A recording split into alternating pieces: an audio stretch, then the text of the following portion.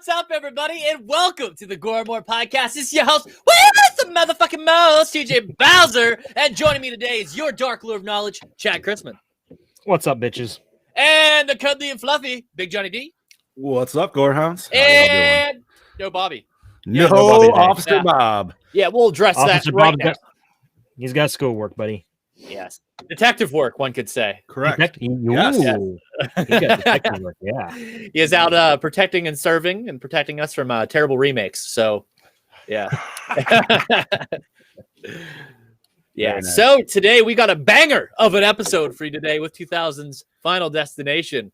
But as always, you know what time it is. It's time for your slice of life. Big Johnny D, what did you do? Oh, let's see, sir. Well, it was a cold week. I can't speak for you gentlemen, but it's been very fucking cold. Yes. So I enjoyed myself inside. Played a lot of Switch this weekend with the daughter. Rocking some Donkey Kong Freeze.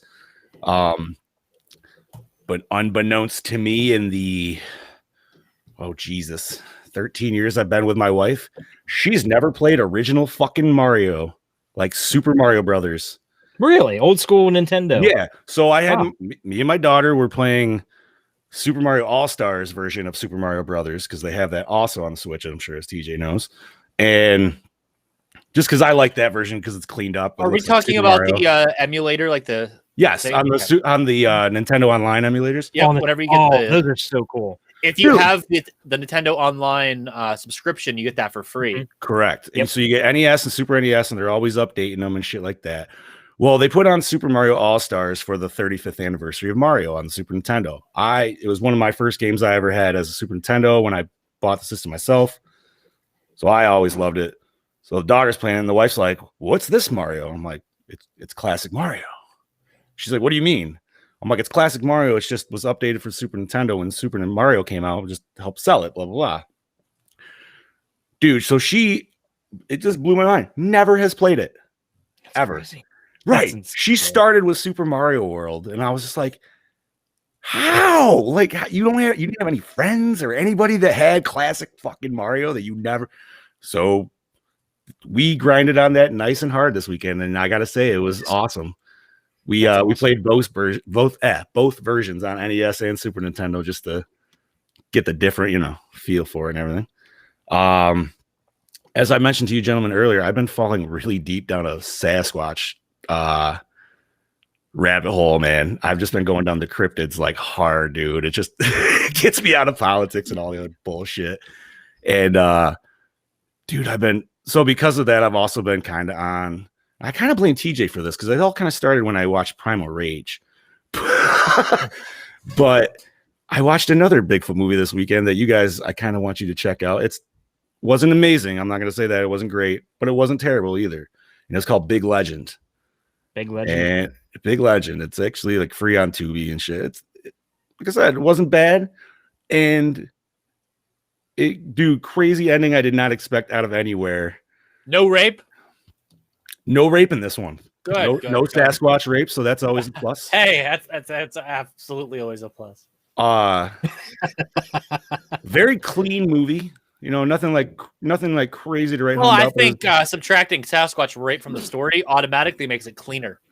That is very true. Yeah, Big Legend is what I call my day. I don't deny that. I believe that, and that is for the Brody Kane, by the way. Other than that, man, I watched this movie. I didn't get the 5-pack like Chad did. However, I did order it, so it's on its way. Nice. Well, I figure we're probably going to end up doing the sequel. Mm-hmm. And I don't mind the first two movies, and I've never watched the last three, so fuck it. This was all new to me, and the funny thing is, like, we just happened to be out. I'll get onto that when I do my. And you know what? Let's trade it over to you, buddy. I'm pretty much done. So how was your week, bud? It wasn't bad, work as usual. And this weekend, I helped the in-laws start to put up some walls in the basement. We're gonna get that finished. Then I got to take my wife out to dinner, which is rare for us to go out without no kids. And then we went around shopping. And this is so friggin' weird. Like, we went to the mall at 8 o'clock and everything is closing. Like, the whole mall, the stores are closing at 8 o'clock on a Saturday. It's the world of COVID, bro. I guess so. It's ridiculous. Yeah. Like, I oh, they're good. understand, dude. Yeah, it's crazy. So we went to Walmart and got everything we needed, and that's when I said, I'm going to see if they have Final Destination here. And so I looked it up on the app. Apologize for that. I was putting us on watch our screen. But no, I looked it up on the app and it says it has limited stock. So I went to look on the shelf and it was nowhere to be seen. There's not even a space for it, but there's a bin right there in front of it. And I'm like, maybe it's in here because there's some multi-packs, and I found one copy. I'm like, I am getting this. My wife's like, yeah, good. Because she really wanted to see these too. So $10, 5 movies, can't argue with that. And the quality is actually not bad. Speaking of quality, is my video okay? Bro, you're like clean as fuck. Oh, yeah. Okay. You can tell the video quality in between yours to mine to Chad's, dude. Yeah. Yeah. I I'm Red Bar. sitting in a dark room too. Yeah. True. And I have like fucking lights. Literally, you guys can't see it. Everything's just out of frame. But except for that sweet light right above your head. I have. Oh yeah. It's strategically placed, so it's not to offend anyone. But I'm getting a Red Bar, which is why I ask. Ooh. But I did my speed test, and we're getting over 500 megs a second, so it makes no sense. So like, and everything was clean as shit, and the audio sounds clear as hell, dude. Damn you, Restream! Damn you! That's like the same thing that happened to me last week. I was getting Red Bars, and I was still on perfectly clear to you guys. Yo, let me ask you about your little Walmart trip real quick, dude. By chance, did you take a little gallivant over to the toy section at all? Yeah. Did you see the new Aliens figures they dropped? I did. Did you see the new Predator figure they dropped? Well, yeah, they were right next to those. But did you see the Predator has a movable mouth? Like you push a button on his back and his mouth, his mandibles move. Any AEW figures you spot yet? I didn't notice any. I don't think so. Okay. Butler's been clean. Somebody knows about the shipment early and buys them immediately. Oh, really? Yes. It's clean. You got a toy monger. Oh, I hate. See, that's how I feel about the RGB shit in my area, dude. Like, I just can't get on that shit. Yeah, there's an eBay scalper somewhere near us because they go immediately, and there's no reason that you need to buy. There's only 5 toys in the light wave. There's no reason why that stock should be completely gone. Right, like instantaneously. Like, no, let it hit the shelf. But what I was gonna say is, so when I was there this weekend, I saw all the purple Queen aliens that I got. They're on clearance, and so they didn't have a. Actually, I think they might have had a pink one, not a purple one. No. So the new one is red, and it actually makes sounds and shit, dude, and lights up at the same time. I'm like, what the fuck? And it's the same price as the purple one was. I'm like, fuck you, dude. I'm pissed. Like, I almost kind of want to get it, but I'm like, I already have a Queen. Like, but the new ones they brought out, dude, they're like more of the OG single pack ones back in the day. They're bigger. They're a little bit like they're a lot. Yeah, they're more detailed. They're like a step. They're like a step below NECA. That's how good they look. I would agree. Just one step below. What is up, Mr. Robo? Hey, Robo. Cave. There he is. Hey, and guess what? Yeah, another one. Yeah, my wife. Yeah. One of us. Listen, I know women and their toys, and you know what? They're just different toys. But anyways, what else you been doing, buddy? Oh shit, what else? Okay. So here's how weird adult life is, and I'm sure you guys can relate to this, especially you, John, doing all the new renovations. The wife went to Sam's Club with her mom yesterday. All right. So when she comes back, she's like, "Get your shoes on and come out here. I got to show you something." She's like, "You're gonna love it." Like, you didn't buy another arcade game, did you? She's like, "No, it's better. Like a new TV. Better than a new arcade." She's like, "No, it's better." I'm like, PS5. She's like, "No, better." I'm like, "Okay, what the fuck's gonna be better than a new PS5?" So go out there and take one guess at what she bought.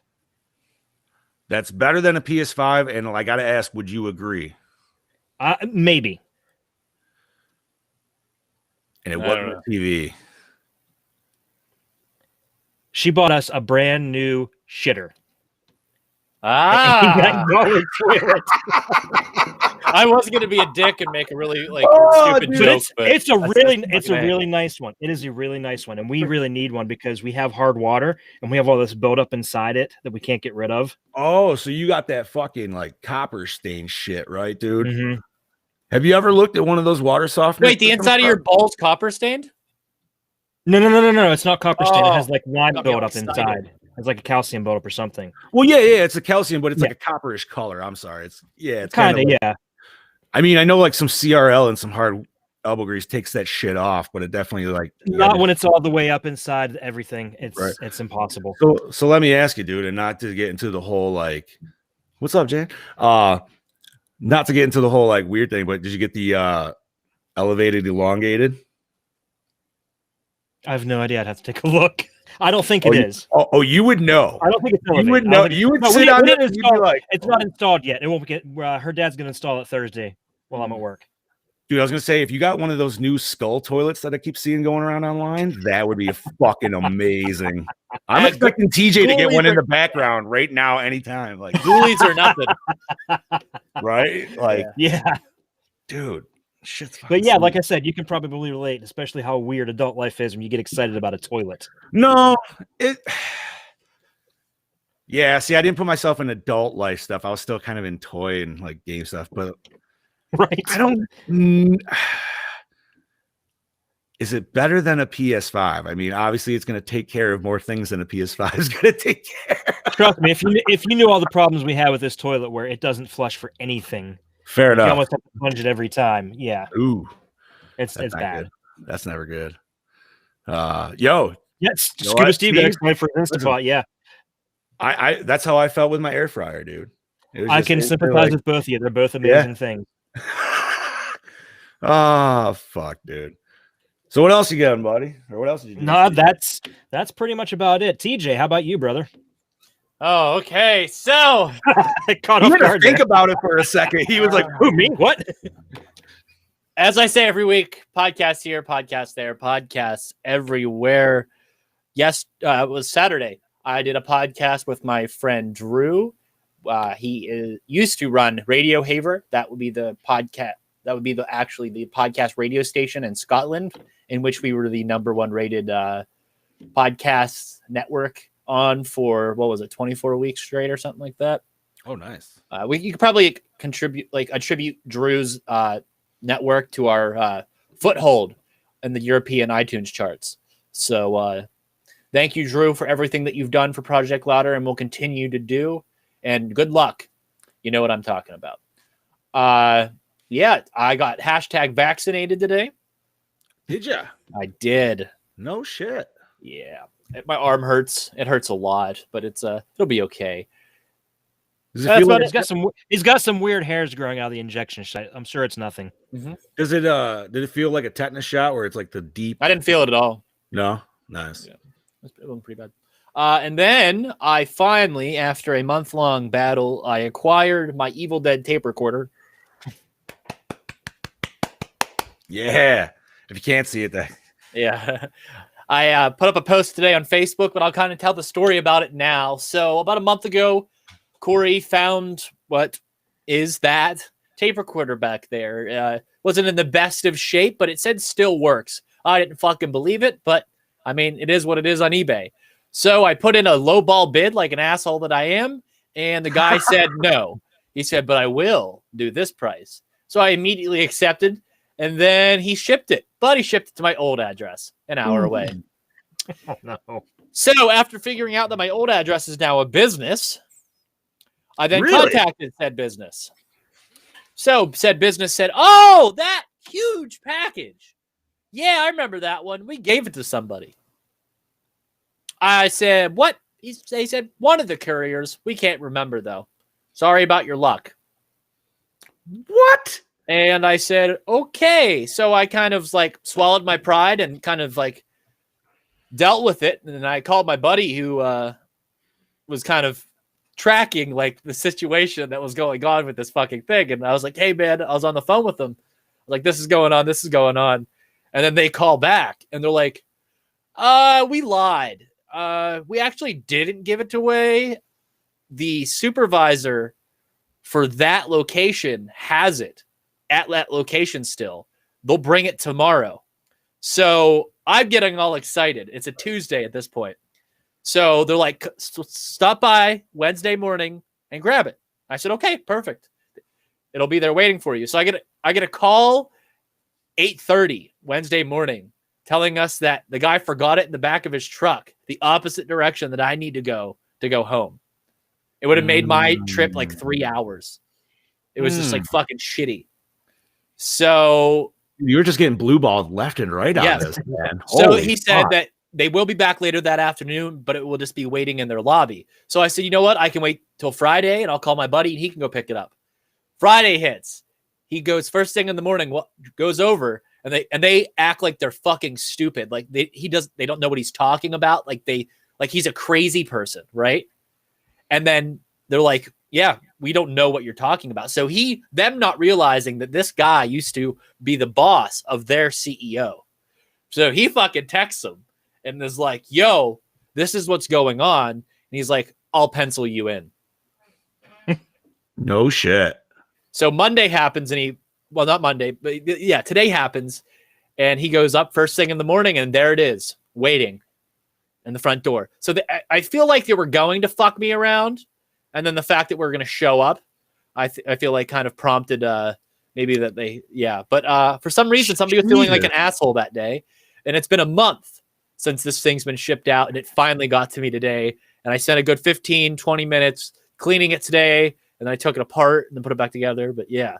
Did the box look like it was fucked with by chance? No, the box was perfectly fine. It was actually double boxed because the guy I bought it from was super nice, and I think he understood what it was. Right. I'm not going to reveal the price. I don't care how much you guys bother me, Chad and AJ. I got a deal on it. Maybe Oli Kaufman will know that. But yeah, I have lots of plans for what I consider now my Grail piece. It does work 110%. I fucked with it today. I shared a little video of it actually playing in the Project Louder chat today. And I kind of also have the original microphone and hard case for it, so I can record things. Oh, nice. Dude. Yeah, so I do have an isolated mono track from Evil Dead 1 that I will be able to record on a fresh set of tape whenever it gets here. But that tape will also have to play it. Don't play it. Yeah, I shouldn't play it. Not play it. Especially with that book right there. Right. Like, yeah. That's how shit goes wrong, dude. Absolutely. But yeah, that's the story about that. That's damn, dude. Well, I'm glad you got it though. I'm glad it had a happy ending. It was a yes. Speaking of happy endings, let's get on about this week's film. Oh, you know what? I gotta say, quick tidbit. I did think about you this weekend, buddy. And you know why? Why? Because I went to a KFC Taco Bell hybrid. What'd you get? I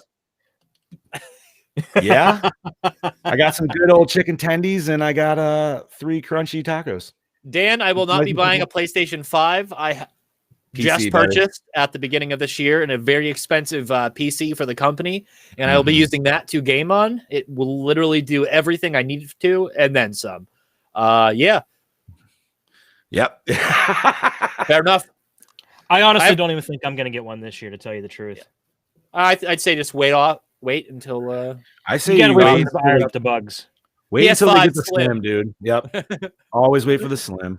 Chad will get like a real thin, black, sleek version with like a high gloss, and it will run super quiet and be all solid state. And be like, Chad, I paid $300 for it.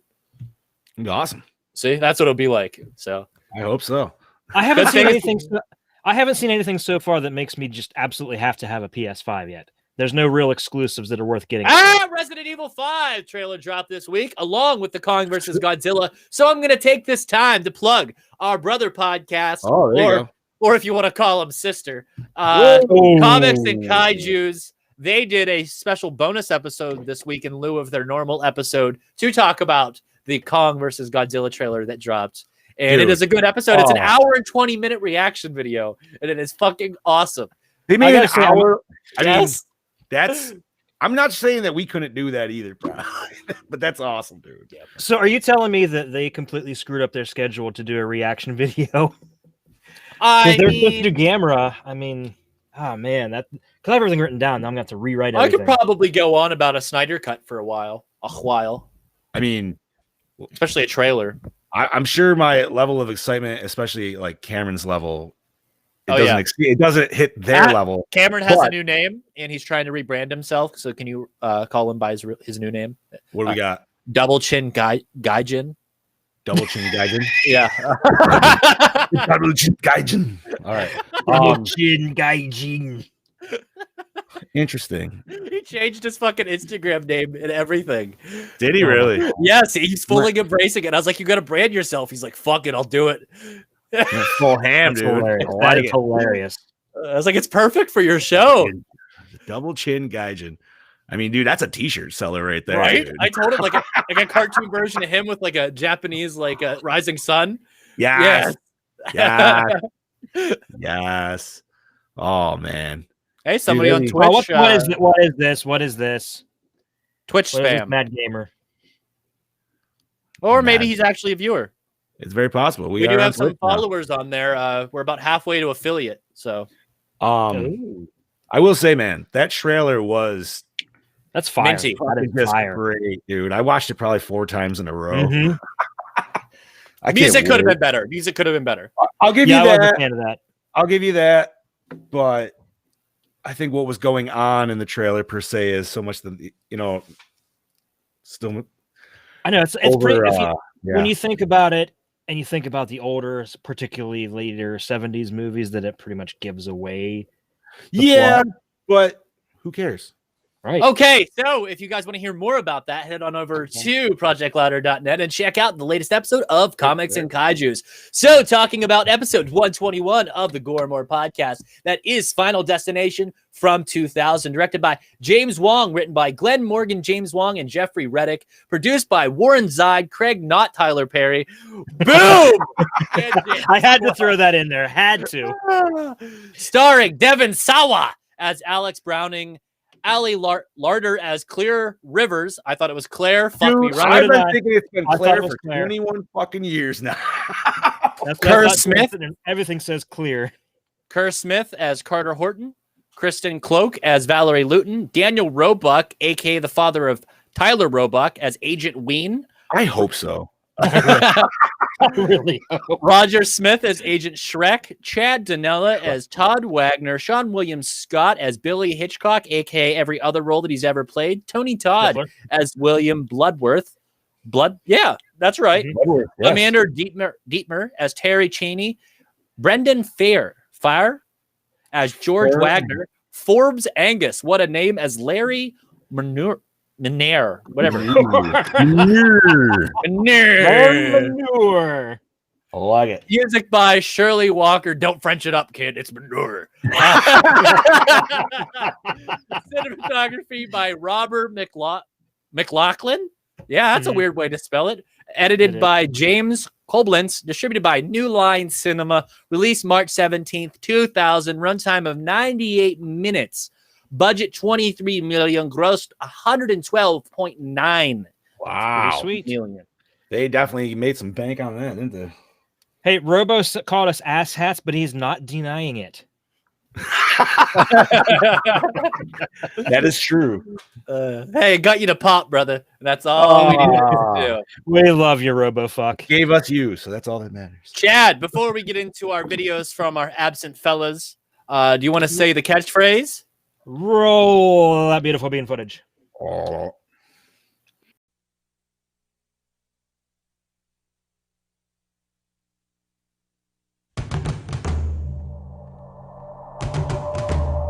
I got this feeling. It's a weird feeling. The cabin starts to shake, right? And the left side blows up, and then the whole plane just explodes. The plane can explode! It's not a joke! It's not a joke! We get thrown off the plane all because Brownie has a bad dream? I saw it. The plane! It's gonna blow up! It's gonna blow up! All 287 passengers are feared dead. Because of you, I'm still alive.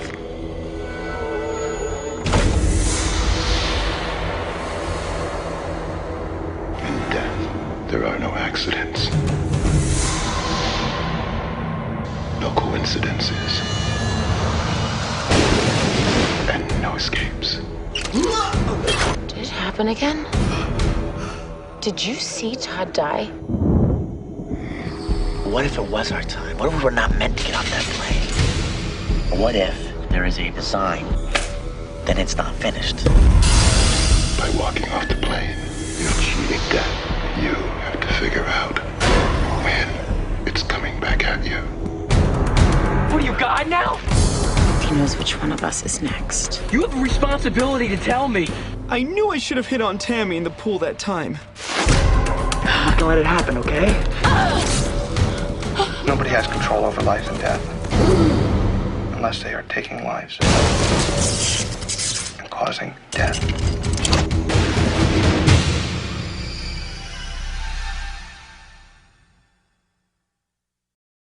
Now, can you promise me that no one else is going to die?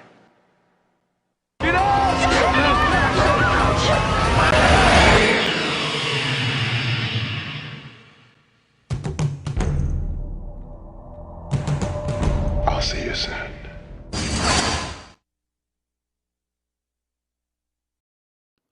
Wow. I wonder if that domain's still available, because I totally want that for us. So can I just say right here, and I'm sure Chad noticed that, maybe even TJ did. Okay, new line. Love your movies, but really the same music and sounds from Mortal Kombat for this trailer? What the That fuck, is dude? 2000's new line cinema in a nutshell. Oh my god, dude! That literally, if you close your eyes and didn't listen to what they were saying, I'm like, Mortal Kombat. Like I could literally hear the point. Oh Did my I talk god! about watching? Did I talk about watching Mortal Kombat on here recently?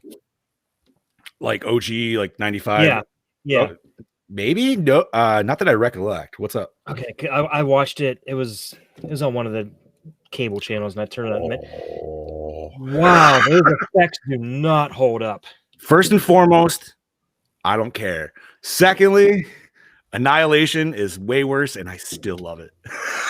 Oh yes, yeah, but Scorpion CGI Slayer reptile in coolest '95 thing in, were bad.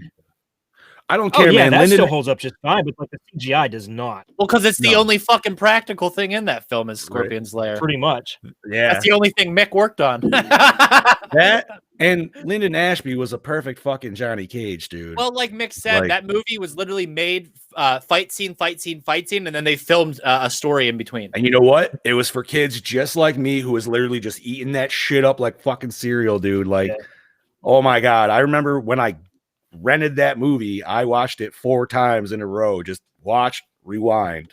Like, I remember my parents came out, they're like, "Aren't you sick of that?" I was like, "No." I'm like, "This is awesome." Like, I wanted another TV so I could be playing on my Super Nintendo while watching at the same time. I saw them both in the theater, and when I walked out of Annihilation, like, what the fuck was that? I never got to see him in theaters, unfortunately. So, you know who I would like to see? Ooh, who would you like to see, buddy? Sexy Brody Kane. Oh no, we're gonna see from the Italian Stallion first. Yeah, we'll see Officer Bob. Ladies and gents, this is Bobby Moon of the Gore podcast. Unfortunately, I cannot join you tonight, so I send this little video. Wow, listen to that low sensualness to his voice right now. It's a very fun. I thought he was gonna like. It was very original for its time, and I find it to be innovative in a lot of ways, and really good actually. So, my thing for this movie is there were innovative kills. You know, the CGI was not so great, but I'm trying to think what Bobby could sell right now, dude. Still a fun movie. And it had plenty of fun sequels, although not nearly as It sounds so suave. Yeah, I'm right. Like innovative kills, some repeats, and the goatee man. Levels. But still a fun movie. I give this movie a 4.5 for my rating, and I hope you guys all go check it out. And if not, if you haven't seen it already, although I'm pretty sure a good majority of us that watch this show, listen to this, and all of our banters have seen this. So it's a very fun show. Listen to us. And it's a very fun movie, so please go out and check it out. 4.5 for me. Listen to the rest of the boys talk about this. We'll kill you later. Bye. You know who Bobby's voice? Here's who Bobby's voice. That's who that reminds me of. Did you ever watch Firefly? What is it? Chad's cutting out here. His connections. I was gonna say Chad's stroking out here.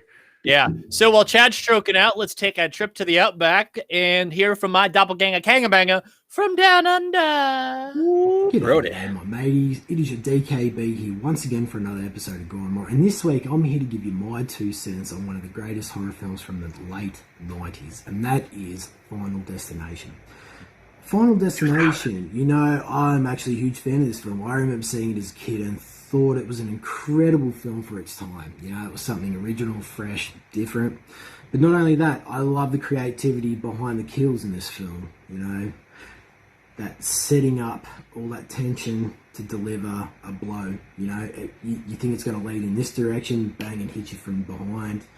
You didn't see it coming. You know, and it delivers on the gore. It delivers on the gore very much. I think it overall is creative, but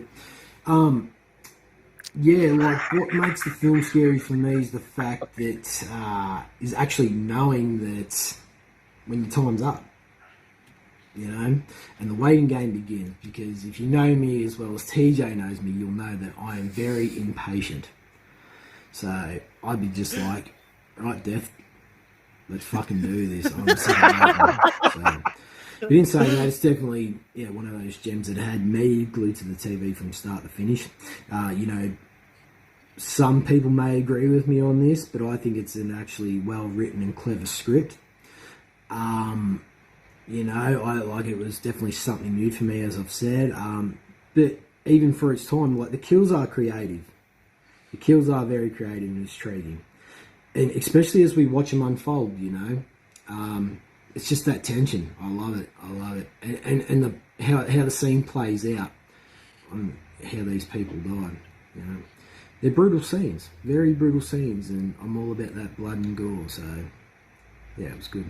I'm not saying that it's a perfect horror film, but overall, it's a great watch for first time viewers and horror fans.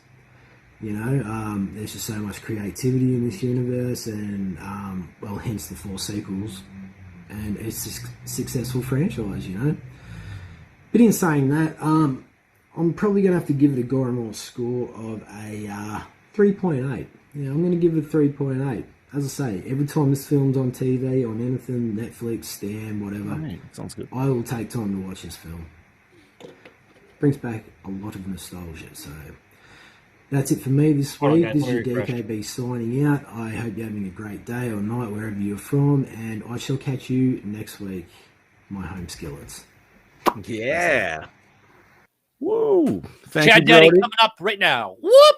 Chad Daddy is back. All right. Yeah, I refreshed it, and then everything was like I could see TJ and like half of John, and it was like all big. It was weird looking.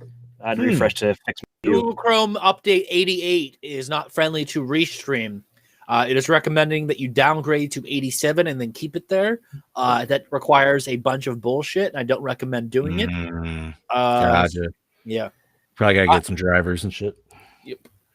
So Sweet. moving on with this week's show. Guys, what'd you feel? How'd you feel about this film? I love it. I think it's... this and the second film are the stronger films of the series, and they kind of fall off drastically after this point. But yeah. Like I said, I haven't seen. I feel like I've seen the beginning of the third one, but I'm gonna say I didn't really see it because I don't remember any of it, and I didn't see 4 or 5. So the first 2, yeah, I really enjoy. The first one is great. I think it's 5 ties in with this one. I've heard that, and so that's why I'm interested to get the 5-pack. I'll take that journey. I don't give a shit. We did it with Tremors. I ordered the 7-pack as well. Nice. Yeah, you know, I was hoping they didn't have it on Blu-ray though. That little pissed me off. Anyways, you got to buy the Blu-ray 6-pack and then the 7 on. I know. I was thinking I still could do that. It hasn't sent yet. Do that. Yeah, right. But no, I enjoyed this movie, and it's one where sometimes where a big screen movie could actually do it right, or a big budget movie could do it right. I feel a lot of times we'll give it shit on that. I feel because sometimes there's just too many hands in the pot with too many producers. Shit gets fucked, and this one held it together, man. This was a good one. It kept my attention the whole time. I thought, Brody hit the nail on the head. There were some things I do have questions for, but we're going to save them for later. This is a hashtag over processing as fuck movie. Yeah, and that's what I'm kind of afraid of, because it's just kind of like, no, dude, you just can't. So we'll try. You just gotta ride. Yeah, we'll try to hold ourselves back from getting too deep, because then that will right. Because It's very much a product of its time too. So I mean, oh, absolutely, dude. From the everything about it. No, man, we got some gnarly kills. Even a little bit of gore, which you more than you would see in a AAA movie, I would say. I feel like, especially nowadays, I don't know, maybe not. This is actually my first time watching it, and I was pretty. This is Really? one of those movies I always, no, I kind of always wanted to kind of see it, but never really got to, and just kept pushing it off. My wife was actually really excited to see this too. Like she was really. Normally, she's like, if I see a movie, she's like, no, you don't need that. She's like, yeah, I get that. She's like, I want to see these. So yeah. That's awesome, dude. You got two new ones for yourself in last 2 weeks. Yeah, that's great. That's but yeah, like why was she super excited about it? If you don't like, she's actually starting to enjoy my scary movies more and more now. Yeah, she's been watching most of them with me, but she didn't. She kind of watched The Shining last week, but halfway through she came back and gave our youngest daughter a bubble bath, so she was interrupted. Okay, yeah, fire. Dude, so that means you guys haven't seen the second one. No. Okay. So if the first one intro scene scars you the way it scarred most people in the last 20. Okay. Right, but like, you know what I mean? Like when you're taking it in the context of oh my God, dude, that first time you watch that shit, you will never, ever fucking not think of that anytime you see a truck with logs on the back, dude. It's like that meme, the meme where it's the log truck and there's like no traffic behind it and there's like a line of traffic. Oh yeah, dude. In the lane to the right, you can tell it's seen Final Destination. Fucking dude, but this movie is great, man. Oh! Can I announce a movie thing? What do we got? Ooh. So Vinegar Syndrome has been doing the thing where they update their banners and they tease future releases. Okay. So I think I mentioned on a previous episode that I got a box set from them called Forgotten Jolly Volume 2. They teased Autopsy and Murder Mansion. So I think that there's going to be Forgotten Jolly Volume 3 this year. And I think those are two of the three films that will be a part of that series. So those of you who are massive fans of Italian genre films the way I am, fucking check that out because these are long forgotten films. I've heard of Autopsy. I've never heard of Murder Mansion. I have not watched either because they haven't had Blu-ray releases and they're not really readily available in streaming. So that's why it's important to buy these films when they become available in an effort for film preservation. And I mean, honestly, the experience itself, seeing it almost transports you to a different time, and especially when you watch a bunch of these because they're all, it's a whole new world. When did those come out, if you don't mind me asking? Probably mid to early 70s. Okay. Sounds about right. Yeah, that's whenever the golden era Argento Giallo boom was going on, similar to our slasher boom in the 80s. Right. Yeah. Which then just kind of transferred into ours. It literally made its way to the U.S. And by the time it made its way to the U.S., it was Friday the 13th. So. Makes sense. Yeah. Oh, John, that reminds me. Fair warning on the Final Destination 5-pack. It is a bare bones release. Yeah, so I will explain to you what the Tremors pack that he just bought is the Tremors Attack pack, and then the individual discs from the subsequent releases after that. So there's nothing to fucking bonus features, and it's just fucking repackaged discs in one case. Yeah, I was kind of hoping they would have like, maybe, I don't know. That's why you buy the pack, you buy individual cases, and then you print out the fucking artwork and just make your own individual cases of them. And there you go. I can tell you that the European artwork is fucking sick for all the movies, and that's the one you should. Is that the anime style? Because I actually really enjoy that one. All of them is like the original Tremors artwork, but it's inverted to black and blue colors. Oh, okay. Yeah. The thing in the distance changes to the movies. Because I'm sure you know the anime style one that I'm talking about, but like I feel like it gives it more of like a way more like kaiju effect, like kaiju-esque look to it. The box that I just got, the Tremors box set, has that alternate artwork, and it's fucking massive. Yeah, nice, awesome. Hell yeah, dude! Like I said, I still got time to cancel. Maybe we'll have to talk after the show. And Brandon Lane just announced new unboxing video featuring Masked by Lance tonight at 7 p.m. Eastern Standard Time. That'll be available over on the Project Louder homepage and, of course, on the Rants from the Black Lodge YouTube page. Nice. Yeah. So nice. So shall we do the plot rundown, gentlemen? Yeah, let's do this. whose pick is this? Is this the This movie? is actually Bobby's, and he is not here. So I can Wait. take over if you'd like, or if you want to. Who's next week before we I'm next That's week. Big Johnny D. So why don't you do it, boss man? Yep, go right ahead, sir. Death doesn't take no for an answer. Death is coming, and Alex Browning is cursed with knowing when, how, and where the Grim Reaper will take his next victim to the final destination. After boarding a plane to Europe with his fellow French club members, high school student Alex Browning has a premonition of the aircraft exploding moments after takeoff, killing every person on board. Alex panics, insisting that everyone get off the plane, and the melee that ensues, 7 people, including Alex, are forced to disembark, saving them from a fiery death when the plane explodes, as Alex foresaw. But as one by one, each of these 7 who cheated fate meets an untimely end. Alex and his remaining friends band together to try to change destiny and outwit the untamable forces of death and Tony Todd. I'm sorry, I didn't notice all the typos. And Tony Todd. Hey, when it's And properly Tony Todd. written, I can fucking cut a promo. Well, I can tell you what, when these things are written like last week, holy fuck, it is hard. Yeah. So, I mean, we already kind of discussed. I feel we all enjoy. Mhm. I couldn't even tell you how many times I've viewed this. I've definitely seen this a good handful of times. So, I might be with Brody, and I'm preferential to the second film. I would. Clear comes back in that film, I guess. She's Clear the Water. main. Yeah, she's the main. Yeah, 'Cause, she's locks herself in an insane asylum to stay alive. Yep.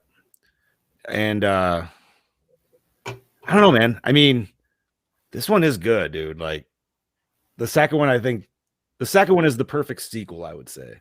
Yeah. I haven't seen it in so long, so when we watch it, I will say if I actually like it better. I guess we'll go by score, but yeah, man.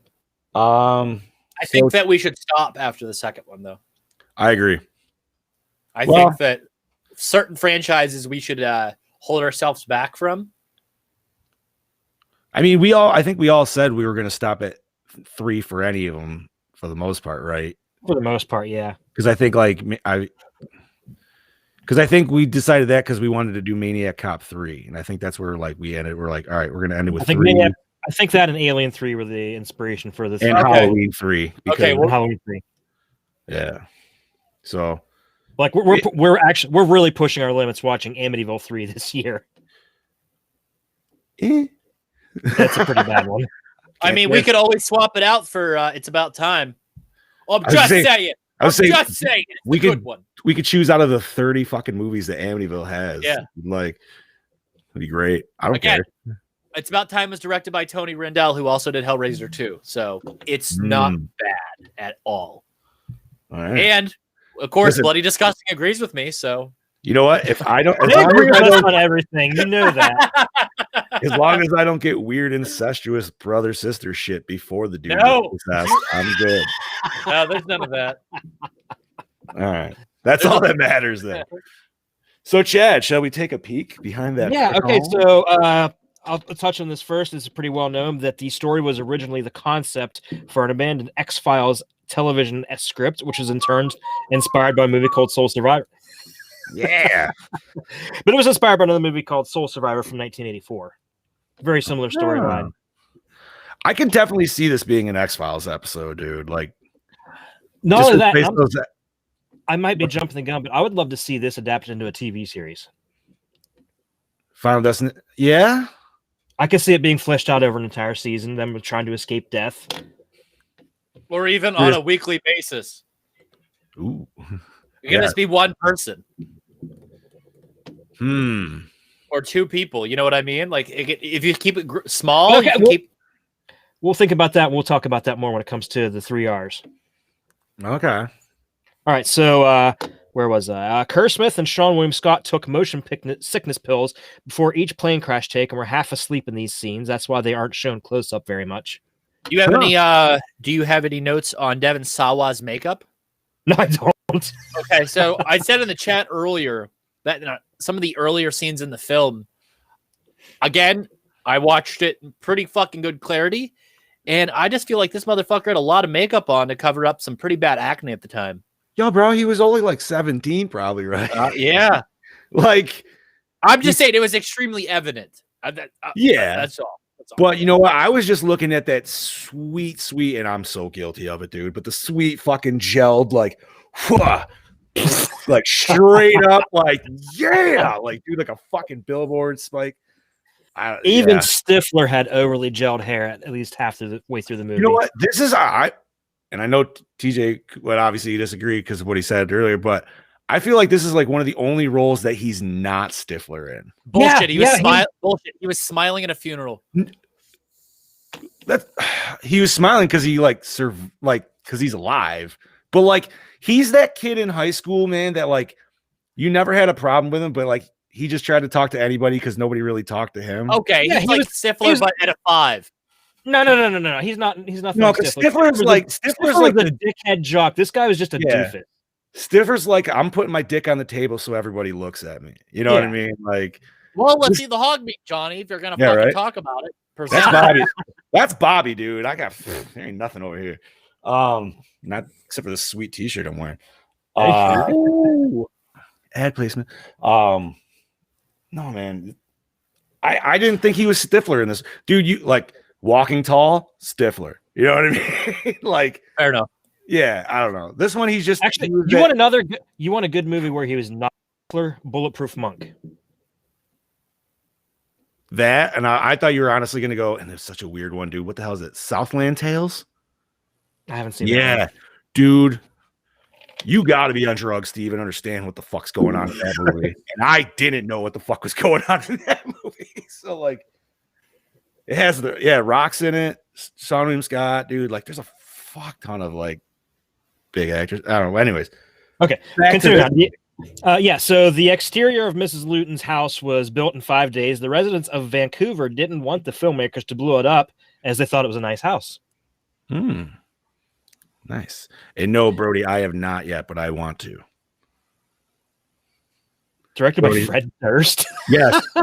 Yeah, it came out last year, 2 years ago. 2 years ago.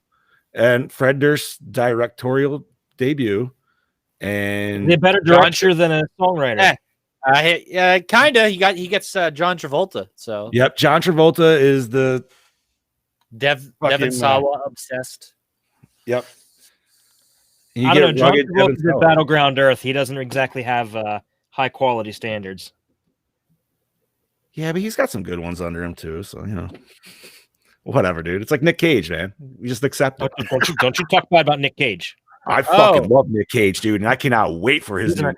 He is a national treasure. It looks like that. Brandon's unboxing video is just of that hashtag rigged AF mask that he won on the last raffle. So it's just his filthy winnings of a predetermined fucking raffle.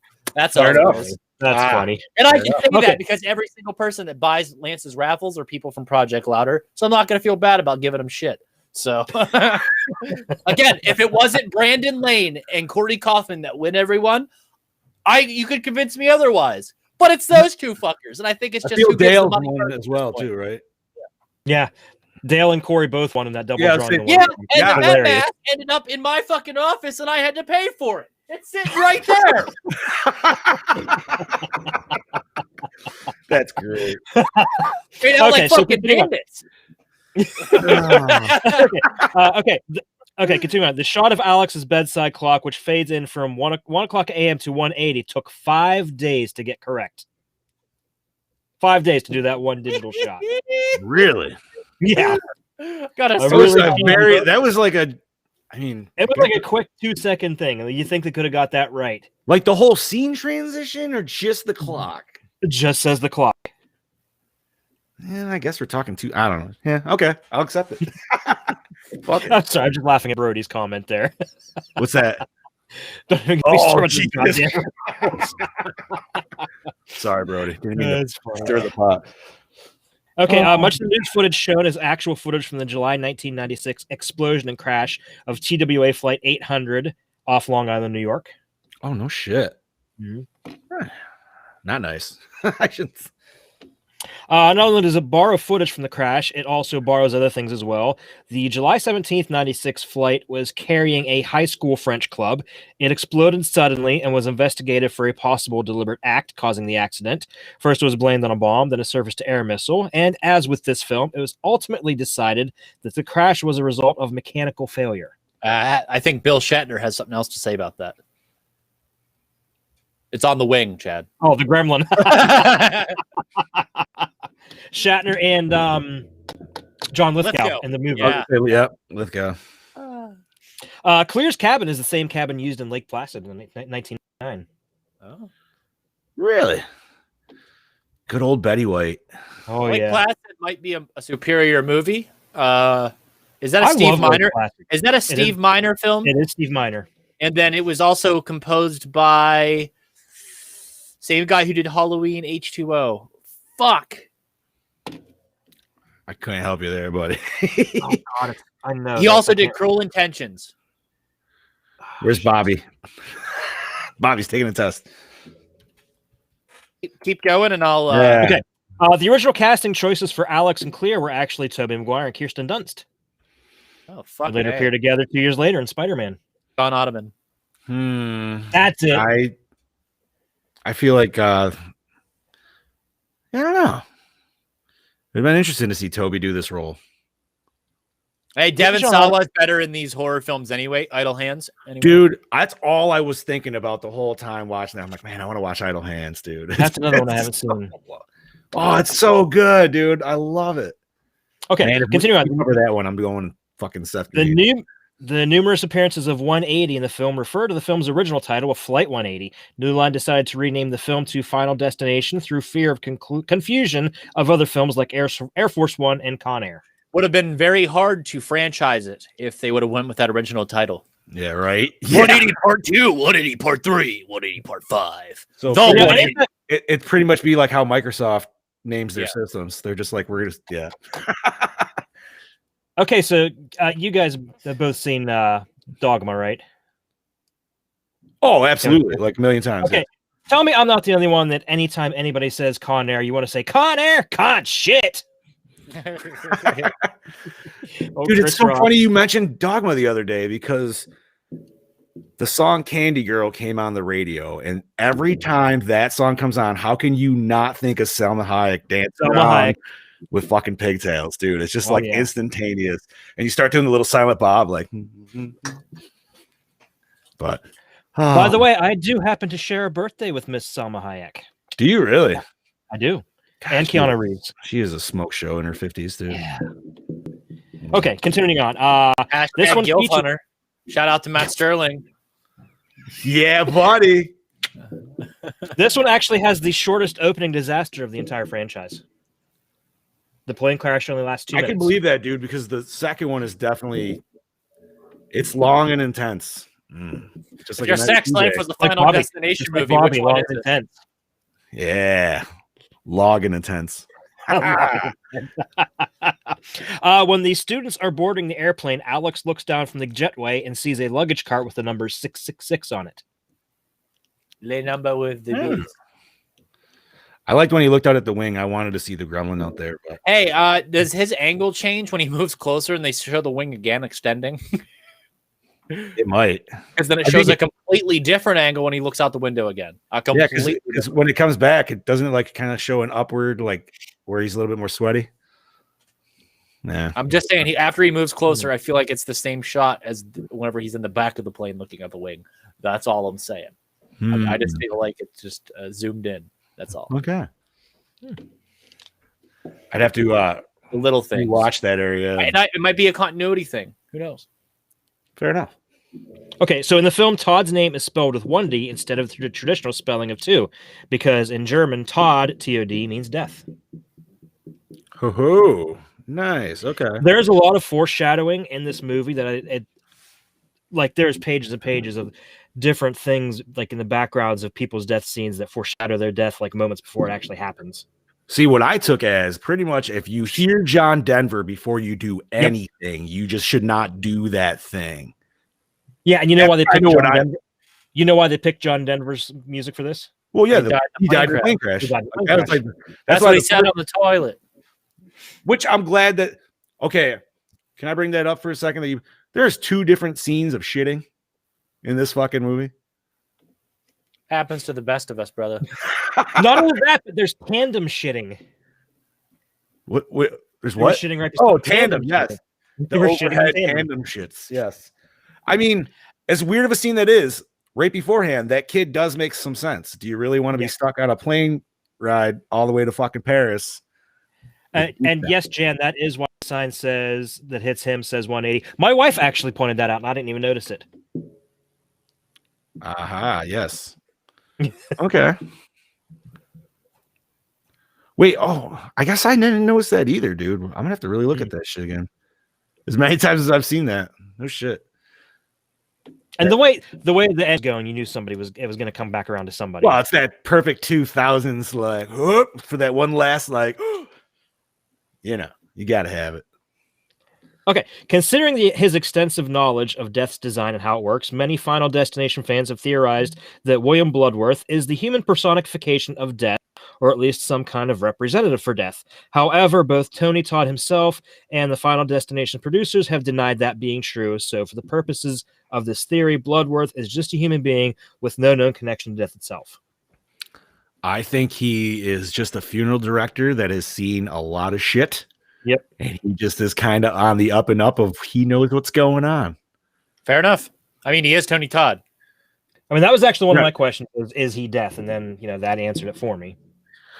I liked how he didn't even ask why these kids were there. And Chad, to answer your question, I think Dr. Deckard is Death. Just so you know.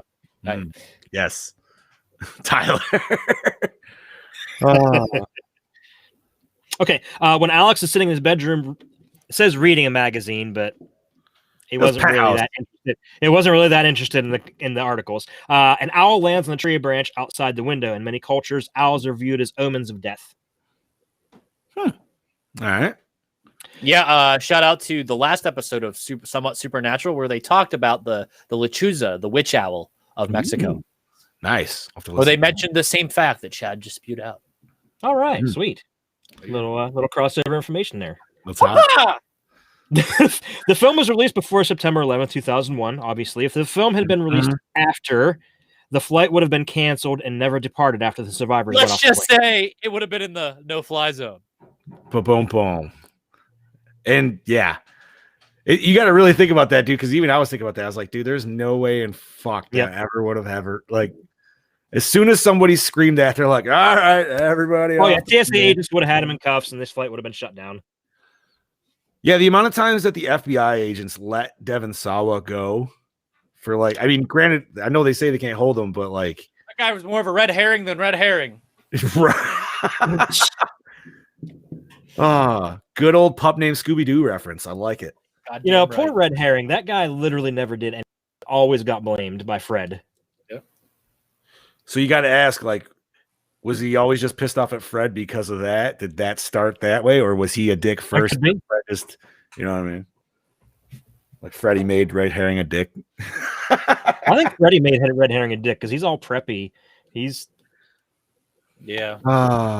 old pup named Scooby-Doo. Love it. I still like 13 Ghosts of Scooby-Doo better. Oh my god, dude! I forgot about that series. How could you forget? Vincent Price was in it. I heard there's an episode where Scooby-Doo and Ricky Gervais interact, so that might take the cake. For some reason, I always remember the fucking Mama Cass episode, and I don't know why. So stupid. I'm just like, why fucking Batman and Robin, awesome, but fucking Mama Cass, dude. What? Why? Mama Cass, the Three Stooges, but it wasn't like the real Three Stooges. It was like the cartoon Three Stooges. Listen, the best crossover, hands down, and I think we could probably all agree, maybe not, was Johnny Bravo. So, God damn, I'll put it. Don't worry, I don't bite. Does she? Fucking good old Johnny Bravo. Okay, Carter's car is a 1971 Chevy Nova SS. No go. No go. It's a good looking car. The original plan was to have Death as a much more obvious entity in the film as it was in Todd's death, with Todd seeing a shadow in the mirror and the water running back into the toilet to cover its tracks. You actually saw that in the reflected in the teapot too. But after Todd's death, it was decided to have the death simply as accidents, which I kind of like better. Like I don't know if I necessarily needed the creepy like mist in the background or whatever. But I agree. Yeah, I agree. I don't know. I mean, it didn't necessarily add anything to it. I guess like it gave him just a reason to be like, oh, nothing's there. Okay. Yeah, I think it made it more effective not seeing anything. Okay, there's also an alternate ending filmed where Alex Browning gets decapitated by a stray rudder from a downed police helicopter. Damn.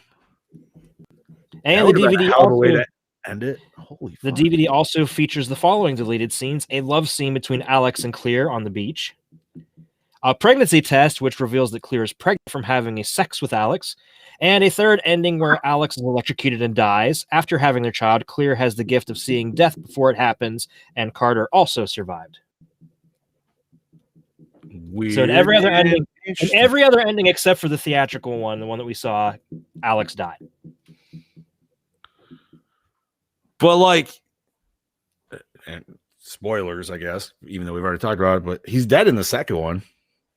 Is he? I haven't seen it, so I'm pretty sure, dude. It's been a while, but I swear to God, because that's why I thought Clear was the main character, unless he just goes into hiding like super deep.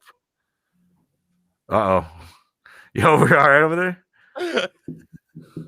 Oh, as the train plows through. I mean, I didn't. To be fair, Tyler, I did not notice, but if I was in that situation, I probably would have had a lot of piss on my pants too. I think all of them. Boy.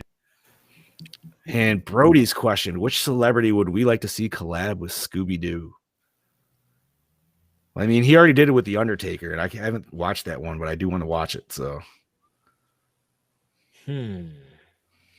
Chad's already came to life with the Supernatural crossover. Yeah, that was a good one. That was a really good one, actually. I like that a lot. Chris Farley. Or no, Freddie Mercury. How about somebody that's not dead? No, because then that actually makes my pick cool. See, yeah, I get. You can't tell me that a Queen Scooby-Doo episode would be cool as fuck. That would be amazing. Like somebody steals Brian May's guitar and they gotta go find it. It'd be fucking rad. The best part would be is like there you go. Charlie Sheen. Charlie Sheen gets high on coke, steals Brian May's guitar before a fucking Tiger concert. Charlie Sheen's the villain. So they gotta go find Charlie Sheen, who ran away with a couple. Wait. If Charlie Sheen is the guy behind the mask, what's his ghost? What's his what is his villain character? A coke goblin. He's a coke goblin? Yes. So he's got a giant fucking nose. And he's just white and he's just running around. He's the coke goblin. And he's just like banging all these whores. And he's just is he super jittery like the Flash? Oh, yeah, because he's on coke all the fucking time. He has hashtag Tiger Blood, and he's the coke goblin. And Scooby-Doo's got to find Brian May's guitar so Freddie Mercury and Queen can perform. Oh my god, that's great.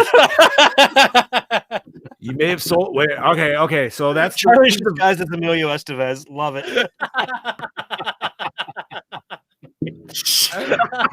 When in doubt, put it on your brother. Holy fuck! Dude. So wait, but who's going after? It's the Mighty Ducks guy. Who's going after Charlie Sheen? Like, why? Who's helping Scooby-Doo? Or is it just that's the Scooby of the gang, and then it's the rest of Brian May. Brian May. Okay. Holy fuck, dude. That'd be.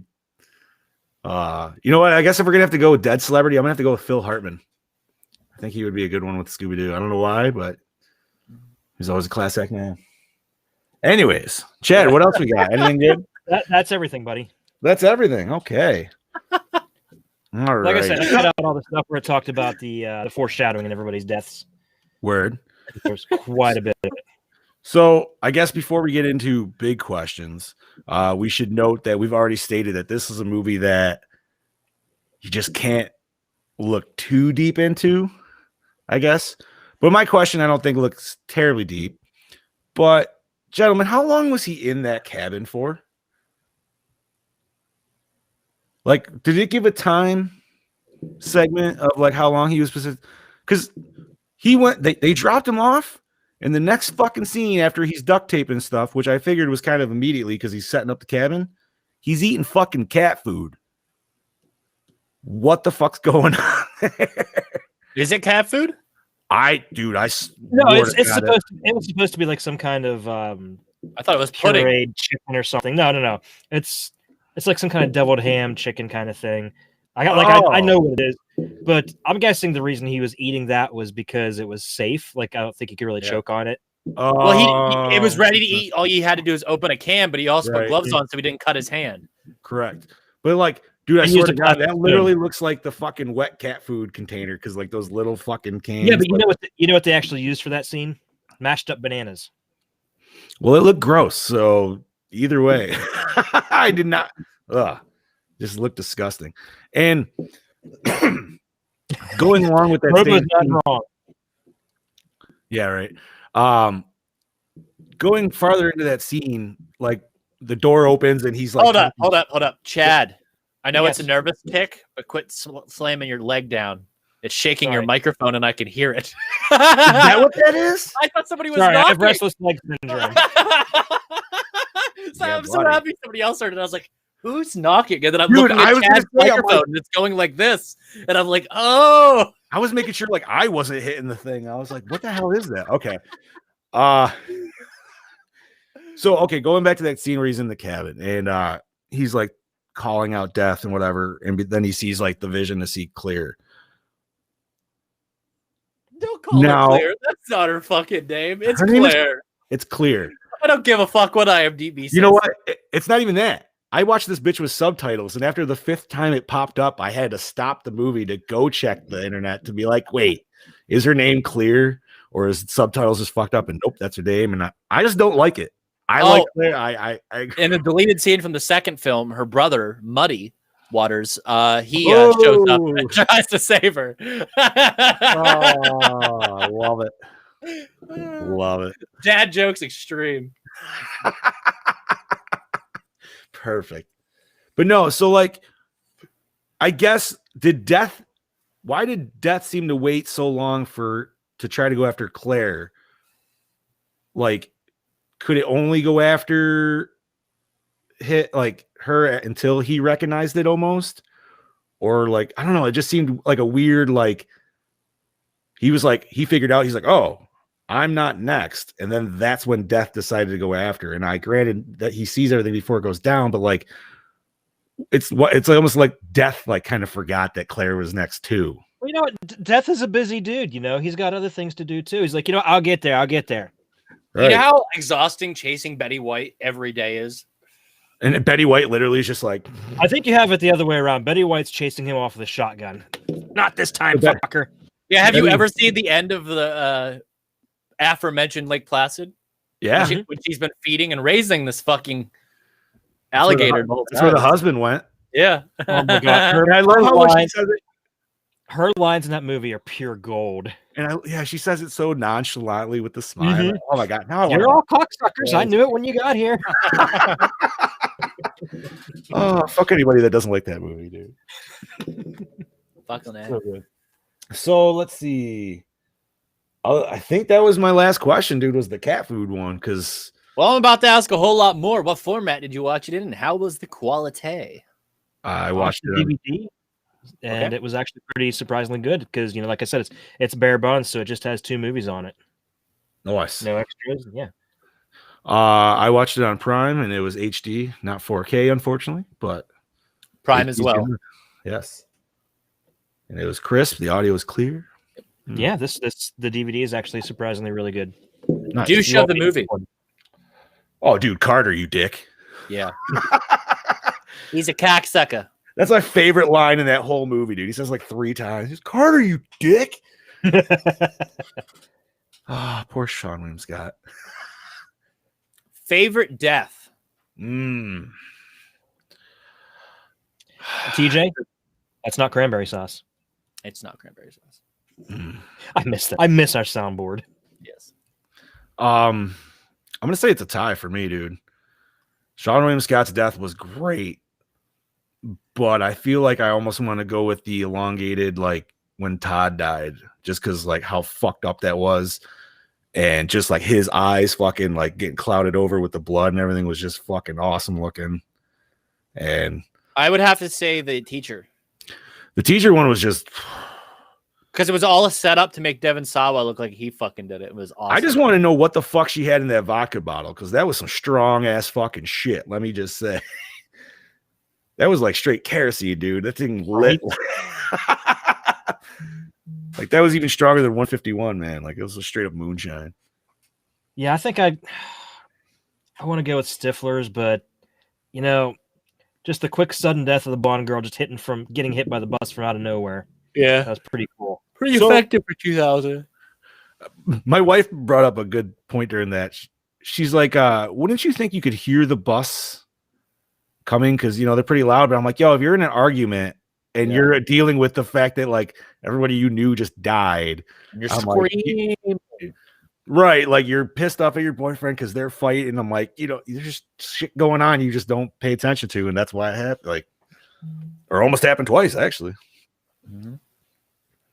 But I think the use of the bus the second time is pretty fucking rad because it's like a chain reaction type thing. Right. And then that's when you notice Claire, whatever. Jill Maybe Valentine. it's spelled that way and pronounced Claire. I have no idea. Jill Valentine.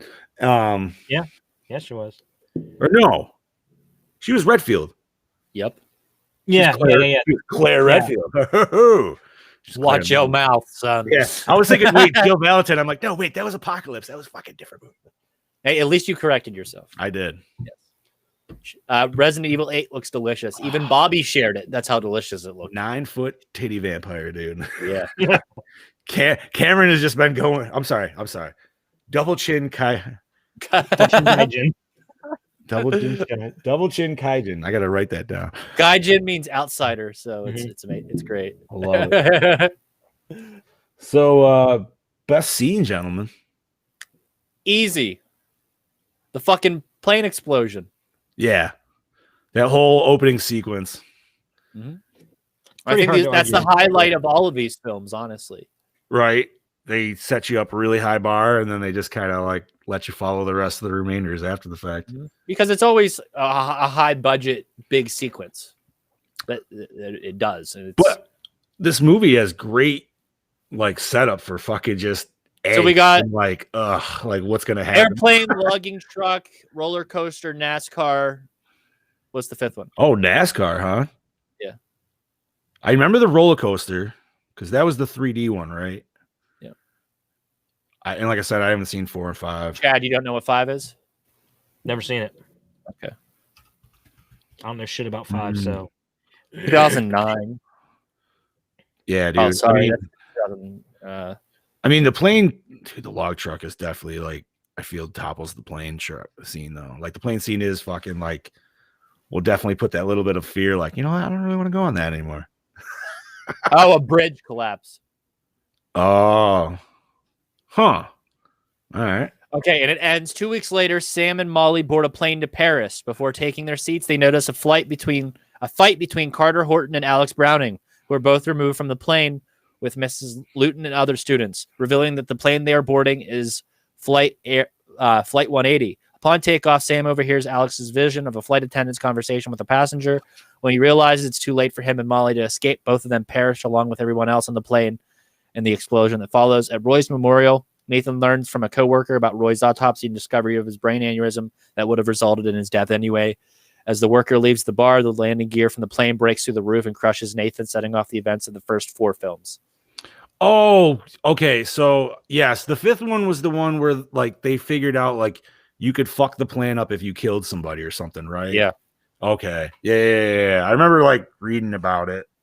I haven't watched it, but yeah. And then like they go to kill somebody, but then that dude actually he was already dead essentially. Yeah. Okay. Huh. Well, that's cool that it goes full circle. I love how it looks like Chad's in the 90s and he's like webcamming us right now. There he goes. His connection dropped and it looked honestly like a screen cap from like early dial-up days. Yes. Fucking rad. So Chad needs to do the Yuma Yuma guy. The what? Yada, ha. Yeah. Because he totally has that look right now with the lighting and I stuff. have no idea what you're talking about. Oh my god! Have you ever seen the South Park episode where all the internet people fight? With like Chocolate Rain. Chocolate Rain was even on there, dude, and he fights the fucking Afro Samurai guy that like flips and like falls. So we kind of answered the next question. Opening scene? Oh yeah. Yeah. Seeing it was our favorite scene, I would say definitely yes. So who rivals Bev D and who has the nicest cock? She's no better. Nobody rivals Bev D. I mean, this definitely takes me back to a nice 2000s era because that's when I was growing up. Claire's pretty stunning. Yeah, I like Claire. I'm gonna say brunette Claire actually. And I say Sawa after his acne cleared up, and maybe if he cut his hair a little different. Yeah. I gotta go with Stifler. You gotta go with the Stiffmeister. I'm gonna go with, you know what? Actually, I'm gonna go with Todd. He seemed like that suave debonair best friend that like always knew kind of how to handle the situation best. So yeah, Todd and Clear. Clear. I hate that fucking day, dude. Did this have a score? Yeah, it did. It had lots of audio 2000s metal. Yeah. Huh? It had like 2000s and 90s metal and shit. Yeah, true that. Best song, if you guys can remember a specific one. Oh my god, dude! The one that was playing on Dickhead's car. Wasn't Nine Inch Nails he was playing? Yeah. Yep, and he says the title of the movie in it. Yeah, it was a pretty cool song. Interesting. Yeah, I'm to go with that. Okay. So, favorite character? Devin Sawa. Yeah. I do like when he goes crazy in the cabin. Like it's such a random thing, but I love it. It's a good scene. It is. He acts it extremely well. I think he acts this entire film extremely well. That's why I need to see him in his roles that he's done the last few years, especially now that he's come back to horror. Like I really gotta check that shit out. I just want to point out I really love this scene where when he's going crazy in the cabin and he thinks he has everything. He picks up that fish hook and he's like, "Oh, tetanus! You almost got me." Yeah, right. I was hoping that would be a blood hook reference, but no, people aren't that hip, bro. Imagine if he pulled out the big lure and he's like, "Ah, that would have been it." You guys ever watch Fall Break? Yeah, right. Then Bev D comes jogging up looking for Dick. Yeah. Yes. I like that. That's a part of the notes, by the way, that she's no Bev D. Yeah, I'm gonna change it. That's gonna be in the note forever now. Thank you for that. So was it scary? I'm gonna say if the topic of death bothers you, absolutely. I'm gonna say unsettling. It can definitely make you paranoid about things around you. Yeah. Especially if you probably watch these in a series, unless they just get really that bad to where it's just like, all right, these are just a joke at this point. But Tyler seems to like the fifth one, so I think just the way it ties in is pretty fucking rad in the fifth one. But that's always a good thing. Yeah. Again, it was a beaten horse franchise. Yeah. All right. So does it hold up today? No, only because of CGI. The CGI wasn't terrible. I was gonna say I don't know, man. I don't think it's bad. Oh, it's not bad, but I think the CGI in some scenes doesn't hold up, especially the scene like when Stifler dies, the way the body falls and everything, and then like the whole effect. I feel like wasn't the best. See, I thought that was practical. His body, really? Oh, I just felt it. I felt like it really like was over the top. The fall, maybe.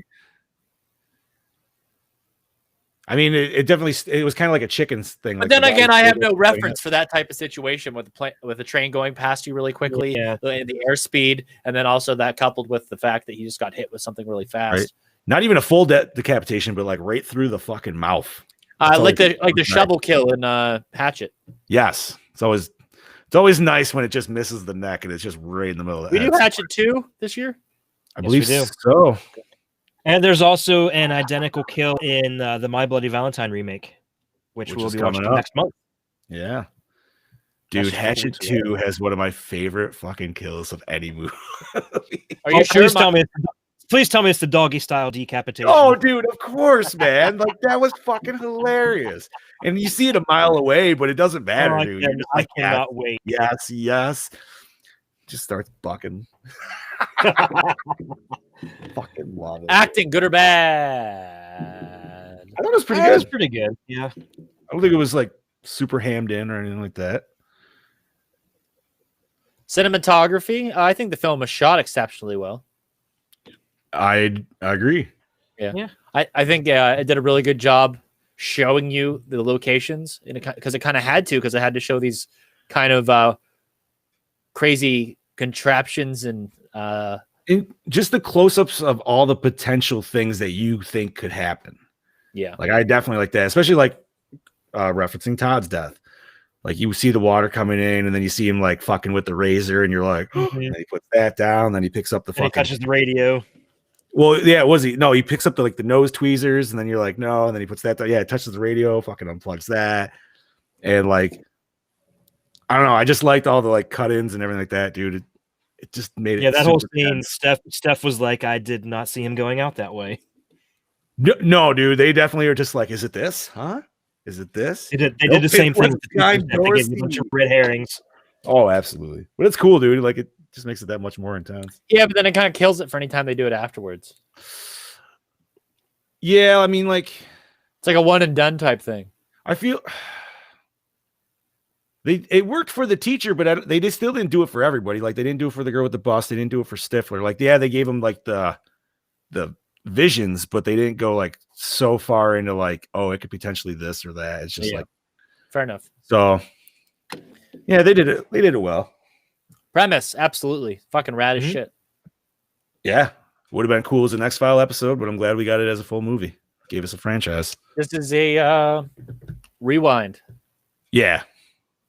I don't need to remake this.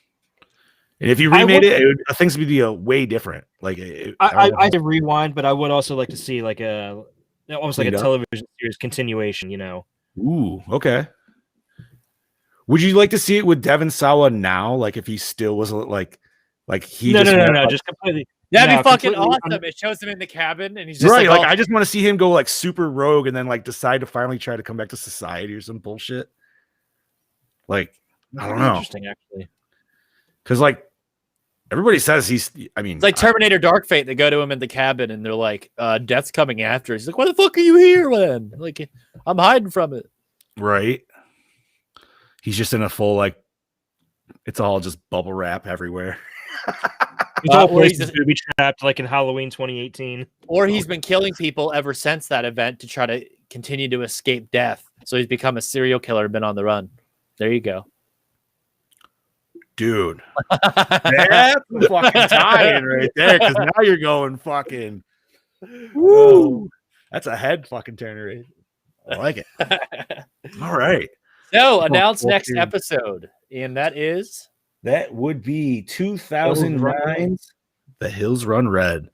This is my pick, and I have been bugged by a friend of mine who loves horror for the last fucking 10 years to watch this movie, so I'm finally doing it. And I never watched it. Me neither. I haven't either. I do know Mr. Brody Kane has watched it, and he fucking loves it. Let me check. I know it's all on like YouTube and Vudu and all that stuff for rent, but let me check Shudder here. I think it might have been on that. Pull it up. Or it was on Hulu. It was on Hulu for a hot minute. Check Tubi. It might be on there. Let's see here. But yeah, it's a nice little slasher movie from what I've from the little bit I've seen. And I'm excited. And the mask looks fucking sweet, dude. Let's see. The Hills Run Red. I don't know if that's on Shudder. I just laughed at the picture TJ sent in the group chat. Nope, they got Hills Have Highs 1 and 2. No Hills Have Oh. Highs. Goddamn. Sweet. But The like Hills Run Red is a 1966 spaghetti western directed by Carl Lazzani. The film stars Tom. That's the film I'm watching. Fuck yeah, dude. I don't think that you got. Yeah, I'm literally gonna watch that film now. You guys aren't specifying. It wasn't specified. So we're doing 1966's The Hills Run Red. I'm not gonna lie, that sounds like a sweet Patreon episode right there, dude. And I think we should do that. I wonder if this is one of those Italian Western films, Chad. That's usually what spaghetti Western means. Yep. It's Italy and Spain. So and it's a Dino De Laurentiis film. So I had this discussion with randomly enough not too long ago, but he kept calling Japanese Westerns spaghetti Westerns. And I'm like, that wouldn't make any sense, dude. And he's like, no, that's what I heard him called. I'm like, no. I'm like, spaghetti's Italian, dude. Like, they got to be from fucking Italy. Yep. And we looked up, and apparently Japanese Westerns are just called macaroni Westerns. A lot of the Giallo actors you see in films I don't fucking know, dude. From the early 70s, you'll see in these Western films as well. Yeah. That means they're probably in a good many of Clint Eastwood's because he did a lot of spaghettis. Didn't Fulci do a couple of spaghetti Westerns? What is it? The Fist? What is the Fistful one? What is that? Fistful of Dollars? I believe that that's an Italian production, isn't it? Mm-hmm. And there's a lot of Giallo actors in that. A lot. So, yeah, and I think Fulci did do one. Even Argento did a comedy film. Yeah? Yeah, it's not good. So I'm not going to lie. I am very excited. Obviously, next week we're going to be doing our Valentine's. Hey, we never did a rating, motherfuckers. Oh, we do. Oh, yeah. Oh, shit. Who has the calculator? I don't have my phone with me today. Calculator. Hold on. I got one. You got one? Okay, so right. Bobby is a 4.5. Wow. All right. That is what he said, right? I know, but yeah, because Brody was 3.8. Yeah. I'm doing I'm doing a 3. I'm gonna go 3.5, bud. And the Dark Lord. Okay, 3.5. Okay. Not bad for a first viewing. All right. Okay. I feel that's gonna be an average of like 3.68. Boom. Fucking solid. Wow, Brody called that one, didn't he? Nice. You know, I'll just round it up to 3. I'll round up to 3.7. There you go. 3.7. I like that's it. Very fair. Not bad. So yeah, so next week, obviously, we said Hills Run Red, and then we're gonna have our awesome Valentine's episode after that. Oh, I'm excited for that one. I'm excited for that one, but I'm actually more excited for the one even after that. And I know that's TJ's pick. That's gonna be like our first kid-friendly episode. I love that movie so much. Is it Monster Squad? Yeah, buddy. Wolfman's got nards. Fucking A. What does the fucking little girl call her brother? Is it chicken shits? No, what the fuck is it? Dude, it's whatever it is, dude. It just makes me geek out every fucking time. It's been a hot minute since I've seen it. Oh, it's so good. But yeah, I think other than that, we got anything else, gentlemen? I'm tapped out pretty much on that. Yeah, I got nothing. It's been a pretty light day so far as news and everything. Yep. You know, obviously we were talking about Resident Evil 8 and the big titty vampire. Yeah, yes. I was gonna say, look forward to the bloody disgusting article on Final Destination in about 3 hours. I watched by the end of the week. I watched Nosferatu in Venice this week. That was pretty fucking cool. Nosferatu in Venice. It's the second to last film that Klaus Kinski did before his death. It is a pseudo sequel to Werner Herzog's Nosferatu that Klaus played Nosferatu in originally. It's a really well shot film, and that's all I'll say about it. All right. I'll take it. Klaus is exactly what you think he is in the film, and he's over the top. He plays Nosferatu.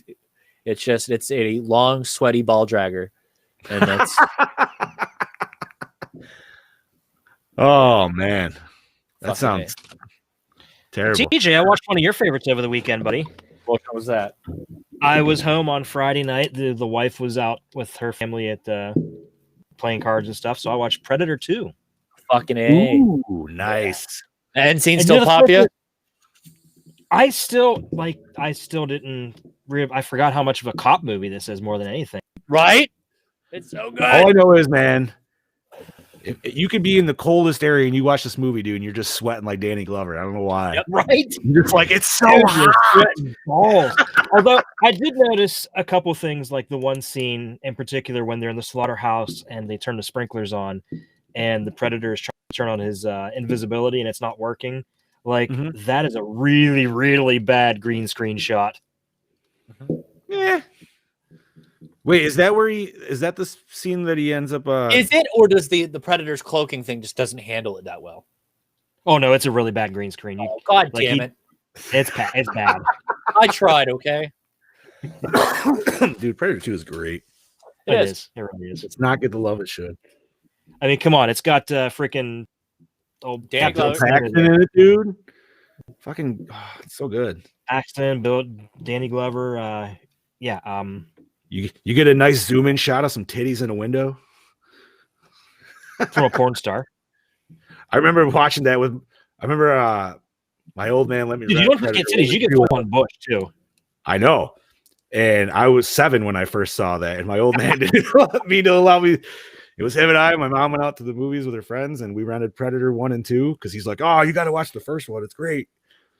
And he fell asleep a little bit and he woke up. I started watching Predator 2 and somehow he was passed out right until that scene came up and he was just like, "What the hell? You can't be watching this." And I'm like, I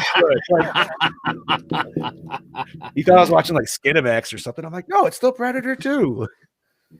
He's like, I don't remember that scene. So we'll end on that note, and that is where John's love for strip clubs began. So until next week, guys, this is your host with the motherfucking most with the Gore More podcast saying, see you next week. Bye-bye. This is your Dark Lord of Knowledge, Chad Crispin, saying, see you next time, bitches. This is your fluffy, fuzzy Big Johnny D